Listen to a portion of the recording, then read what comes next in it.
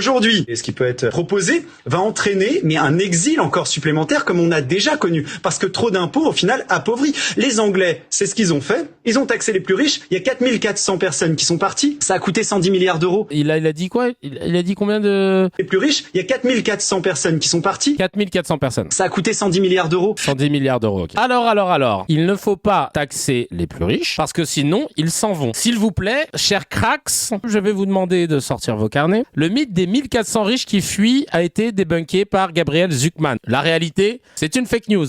Il n'existe pas de taxe équivalente à la taxe Zucman au Royaume-Uni. Ce dont il est question, c'est l'abolition du régime des non-dom, des non-domiciliés. Ce sont les riches étrangers qui ne payent pas d'impôts au Royaume-Uni. La réforme vient juste d'entrer en vigueur cette année, donc aucune donnée fiscale officielle n'existe encore. Le chiffre cité des 1400 foyers, 70 milliards, sont basés sur des anecdotes de gestionnaires de fortune et de pseudo-sondages sans méthodologie dans Bloomberg. Aucune étude scientifique sérieuse ne les valide. Les vraies études, c'est l'Office of Budget Responsibility en UK qui dit oui, il y aura quelques départs, mais la réforme rapportera quand même 34 milliards en 5 ans malgré tout. Voilà la vérité chacal. Je me retrouve là dans ma chambre à débunker un putain de député qui dit de la merde. C'est pas normal que je fasse ça en fait. Je devrais faire des sketchs, moi, en train de faire rire les gens sur scène, faire des comédies musicales, Monerville qui arrive bientôt, et on se retrouve à devoir débunker des abrutis qui sont payés par nos deniers et qui disent de la merde. Les chercheurs sont clairs, une taxe sur les ultra riches, ça marche. Si ça fait fuir des gens, il y a un rapport qui parle que de 2% des ultra riches qui partiraient si on devait mettre une taxe. Zucman, encore une fois, parce que Zucman, oui, pourquoi je le cite, il est chercheur. Son métier, c'est de chercher, chacal. Toi, tu vas sur Google, tu tapes un truc. Lui, toute sa life, il cherche. Et comme je l'ai dit, après, il publie. Et quand il publie, il y a des gens, c'est des battles de scientifiques pour vérifier les publications de chacun. Donc quand il dit un queutrus, normalement, c'est que c'est bon, tu vois. Il te dit que si les 500 plus riches français quittaient le pays, le PIB de la France tomberait de 0,03% chacal. 0,03%, c'est-à-dire que c'est résiduel, c'est-à-dire que